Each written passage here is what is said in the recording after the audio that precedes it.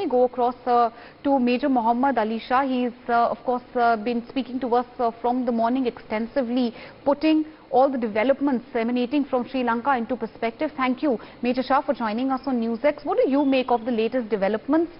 Reports coming in that opposition is fielding and is naming possible presidential replacements. President Godbeh Rajapaksa has put in his papers. Also very interesting news coming in that Wickramasinghe also wants to throw his hat in the ring despite of clearly not having the people's backing. Absolutely, Meenakshi.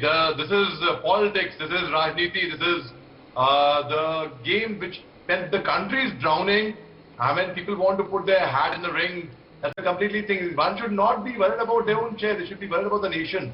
And as people want, the people have rejected all the government, all the parties over there. That's the reason now when the all-party government is going to be formed, it would be a good sign for the time being, because now when Dasa is being speculated, there is Alame Pura Rupa, there are different names coming up. The former Wickramasinghe, his name is coming up.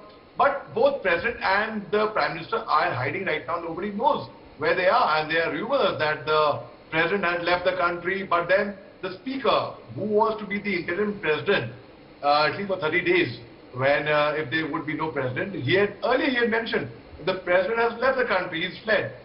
And the President gave a statement that whatever orders come, instructions come, would be through the Speaker, through him. And then the Speaker even retracted the statement that no, the President is still in the country. It's a very precarious situation for Sri Lanka at the moment. And we saw Yashraju reporting in a very fine manner. He was being the auto rickshaw driver. He asked them, since when have you been in this queue to get gas for your auto rickshaw? Oh my goodness.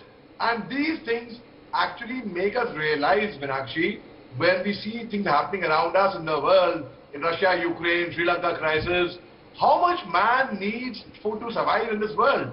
But that is human need. So similarly, now people who would want to throw their hat in the ring to come to power, they should rather concentrate on getting the country out, the island nation out of the mess they are in right now. Otherwise, there's no solution to it. And exactly. if their own people will not think about it, who as well?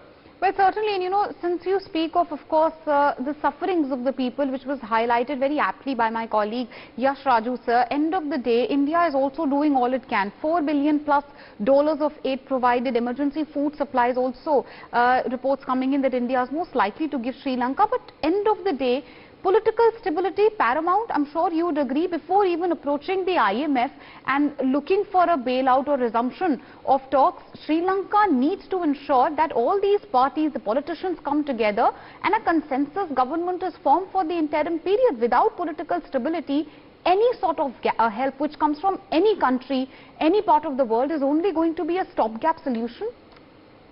You are absolutely right over there, Meenakshi, and I commend you and for your personal analysis of this, and I think it is bang on. And because this is the time for the opposition or the government or anyone to put their political differences aside completely, and it is the people, the public, that comes first, always and every time, and they should be concentrating on getting. Now, one more thing, Mr. Mahinda, the Speaker, had also said that they became broke because they spent too much on COVID vaccines. It is ridiculous. Because then every country has spent a lot on COVID vaccines. That's no reason for you to go broke. It is only because they made friends with Sri Lanka. They should own up now. They made friends with China. They should own up now. And China should take the onus and come forward. That is very important. And if now, it's a big warning, a big lesson, big wake-up call for the other nations. Solomon Islands, Cambodia, they were getting close to China, Pakistan. The biggest lesson it is for Pakistan, and Pakistan is they are still doing the antics. They are sending the journalists saying that I went and spied. Or, come on, what comedy they are playing over there. It's a time of actually stress. Yes, exactly. I agree with you. But